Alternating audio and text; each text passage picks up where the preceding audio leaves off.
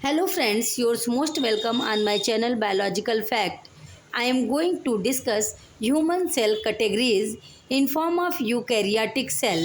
Eukaryotic cell के अंतर्गत आज हम ह्यूमन सेल कैटेगरीज के बारे में जानेंगे, क्योंकि हमने आपको बताया था कि यूकैरियोटिक सेल के अंतर्गत ह्यूमन बीइंग भी आते हैं और इसमें fungi, protist, plant cell, human cell सभी सेल्स आते हैं। तो आज हम यूकैरियोटिक सेल के अंतर्गत आपको ह्यूमन सेल कैटेगरीज के बारे में बताएंगे। देखिएगा ध्यान से। There are many cells found in human being. बहुत सेल्स, बहुत प्रकार की कोशिकाएं ह्यूमन बॉडी में या ह्यूमन बीइंग में पाई जाती हैं। यहाँ तक कि अगर आप पूरे को काउंट करेंगे तो ये संख्या अरबों खरबों में हो सकती है, क्योंकि ह्यूमन कोशिकाएं बनती हैं, नष्ट होती रहती हैं और फिर दोबारा से भी बनती रहती हैं। So there are many cells found in human being which are as follow.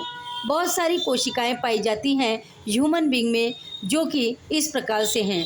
सबसे पहले आज हम बात करेंगे स्टेम सेल की। सबसे पहले हम बात करेंगे स्टेम सेल की, फिर स्टेम सेल के वर्क के बारे में हम बात करेंगे कि स्टेम सेल के क्या कार्य हैं। फिर सेकेंड पॉइंट हम बात करेंगे आज ब्लड सेल की, कि यूकैरियोटिक सेल के रूप में यहाँ पर स्टेम सेल, ब्लड सेल, और इसमें ब्लड सेल के अंतर्गत red blood cell, white blood cell and platelets, इन सभी चीज़ों की आज हम बात करने वाले हैं इस वीडियो के अंतर्गत। अगर आपको हमारा वीडियो अच्छा लगता हो तो प्लीज़ हमारे क्लास को लाइक, सब्सक्राइब और शेयर करना मत भूलिएगा। आइए स्टार्ट करते हैं स्टार्टिंग से। सबसे पहले हम यूकैरियोटिक सेल के अंतर्गत ह्यूमन सेल कैटेगरीज में सबसे पहले हम स्टेम सेल के बारे में पढ़ेंगे। आइए जानते हैं स्टेम सेल के बारे में। Stem cell, these types of cells are special types of cells।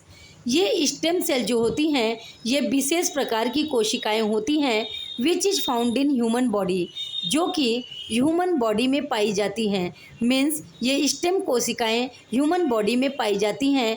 That can divide, जो कि डिवाइड हो जाती हैं, मीन्स बट जाती हैं या विभाजित हो जाती हैं, and turn into many different types of cells, और बहुत सारी भिन्न भिन्न कोशिकाओं के रूप में ये स्टेम सेल जो हैं वो चेंज हो जाती हैं। इनके अंतर्गत ऐसा गुण पाया जाता है जो कि स्टेम सेल दूसरी अन्य कोशिकाओं में चेंज हो जाती हैं जब इनकी आवश्यकता पड़ती है तब। लाइक ब्लड सेल, कभी कभी स्टेम सेल ब्लड सेल के रूप में चेंज हो जाती है, कभी कभी बोन सेल के रूप में, कभी कभी मसल सेल के रूप में। इस प्रकार से अगर देखा जाए तो stem cell is very important part of human body. Human body के लिए ये बहुत ज़्यादा इम्पॉर्टेंट अंग होता है।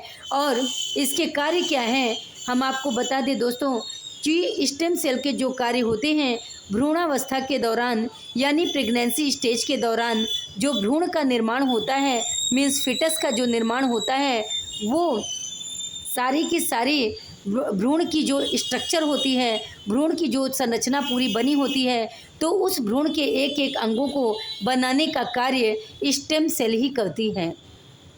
मीन्स स्टेम सेल जो है वो किसी भी भ्रूण के, जो भ्रूणावस्था के दौरान जो माँ के गर्भ के अंदर भ्रूण पाया जाता है, उस भ्रूण के एक एक अंग को बनाने का कार्य यही स्टेम सेल करती है। और इस स्टेम सेल का वर्क जो बॉडी में टूट फूट होती है उसकी रिपेयरिंग करना होता है। मीन्स बॉडी में जो मरम्मत का कार्य होता है वो ह्यूमन बॉडी में यही स्टेम सेल ही करती है। आइए देखते हैं work. They act as an internal repair system, और ये इंटरनल रिपेयर सिस्टम होता है जो आंतरिक रूप से हमारी बॉडी में जो सिस्टम मेंटेन्ड है, तो रिपेयरिंग का काम कौन करता है, तो यही स्टेम सेल ही आंतरिक रूप से हमारी बॉडी की रिपेयरिंग सिस्टम का कार्य करती है। फिक्सिंग, और इसे बॉडी में फिक्स करती है। रिप्लेसिंग, और जो बेकार कोशिकाएं होती हैं, जो वेस्ट सेल्स होती हैं, उनको रिप्लेस करती है और उनकी जगह नई स्टेम सेल्स का फॉर्मेशन करती हैं। डैमेज्ड टिश्यू और रिप्लेसिंग डैमेज्ड टिश्यू, ये जो क्षतिग्रस्त ऊतक होते हैं, जो ऊतक ऐसे होते जो डैमेज हो जाते हैं, मीन्स क्षतिग्रस्त हो जाते हैं, जो मीन्स डैमेज फॉर्म में पाए जाते हैं, उन डैमेज टिश्यूज़ को वो उस स्थान से हटाकर नए टिश्यूज़ को वहाँ पर मीन्स फार्मेशन करता है यही stem cell throughout your life. और ये पूरे जीवन भर हमारी बॉडी में जितना भी रिपेयरिंग का कार्य होता है, जितना भी डैमेज्ड टिश्यूज़ को फ्रेश टिश्यूज़ में बदलना है, नई नई कोशिकाओं का निर्माण करना है, तो ये सारी की सारी टूट फूट मरम्मत का कार्य स्टेम सेल ही हमारी बॉडी के अंतर्गत करती है। आइए देखते हैं सेकंड क्या है, ब्लड सेल। ब्लड सेल के रूप में हम जानेंगे ब्लड सेल या रक्त कोशिका। यहाँ पर आप देखेंगे ब्लड सेल में there are 3 types of blood cell which is as follow. First है red blood cells. Red blood cells पहला है ब्लड सेल्स के अंतर्गत, सेकंड है white blood cells and third है प्लेटलेट्स। तो सबसे पहले हम जानेंगे there are 3 types of blood cells are found which is as follow. First है red blood cells. Red blood cells जो होता है इसको हम शॉर्टकट में आरबीसी कहते हैं और इसका जीवन काल केवल 120 दिन होता है।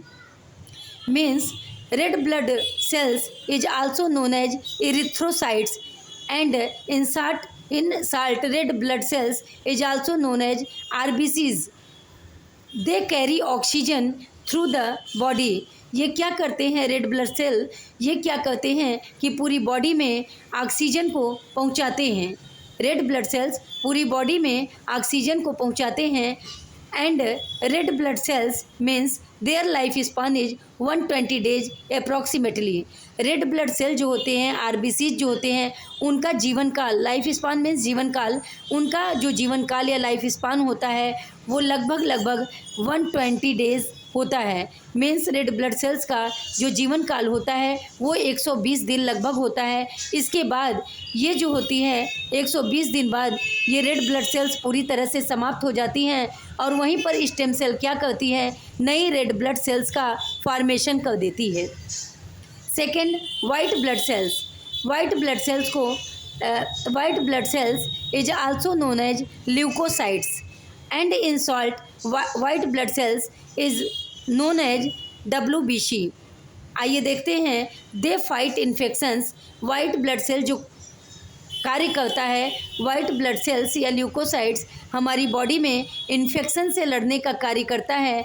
मीन्स जो वाइट ब्लड सेल होता है या ल्यूकोसाइट जो होता है हमारी बॉडी में ये इम्यूनिटी को मेंटेन करता है और कोई भी इन्फेक्शन हमारी बॉडी में होता है तो सबसे पहले ये बॉडी के उस पार्ट पर अटैक करता है जहाँ पर इन्फेक्शन हुआ रहता है और ये इन्फेक्शन से फाइट करने का कार्य करता है। मीन्स इन्फेक्शन को समाप्त करने के लिए ये जिम्मेदार होता है वाइट ब्लड सेल्स।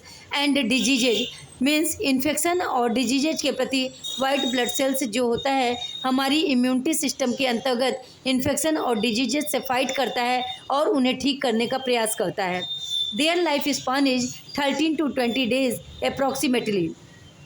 आप यहाँ पर देखिए, ये बात हम आपको बता दें कि यहाँ पर आप जानते हैं रेड आरबीसी का जो लाइफ स्पान होता है 120 डेज़ होता है, लेकिन जो WBC का लाइफ स्पान होता है वो सिर्फ 13 to 20 डेज़ होता है।